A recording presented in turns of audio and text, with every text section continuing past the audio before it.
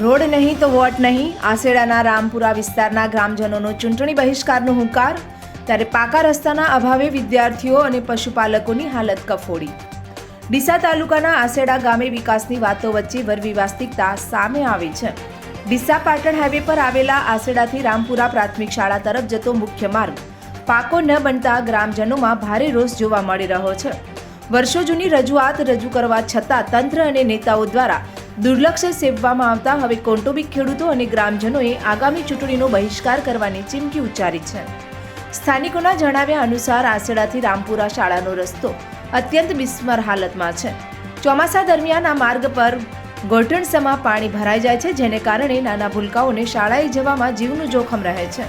પરિસ્થિતિ એટલી હદે વણસે છે કે ક્યારેક શિક્ષકો પર શાળા સુધી પહોંચી શકતા નથી. વધુમાં કોઈ બીમાર પડે કે પ્રસૂતિ જેવી ઇમરજન્સી હોય ત્યારે 108 એમ્બ્યુલન્સ પણ અંદર આવી શકતી નથી, જેને કારણે દર્દીઓને ખાટલામાં ઉચકીને હાઈવે સુધી લાવવા પડે છે.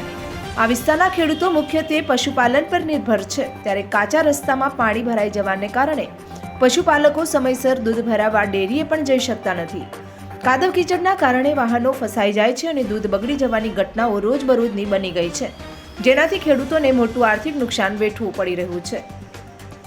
આસેડા ગામની ભૌગોલિક સ્થિતિ એવી છે કે તે ડીસા તાલુકામાં આવે છે, પરંતુ વિધાનસભા બેઠક કાંકરેજ લાગે છે અને લોકસભા બેઠક પાટણ લાગે છે. ત્યારે ગ્રામજનોનો આક્ષેપ છે કે આ રાજકીય સીમાંકનને કારણે તેઓ વિકાસથી વંચિત રહી ગયા છે.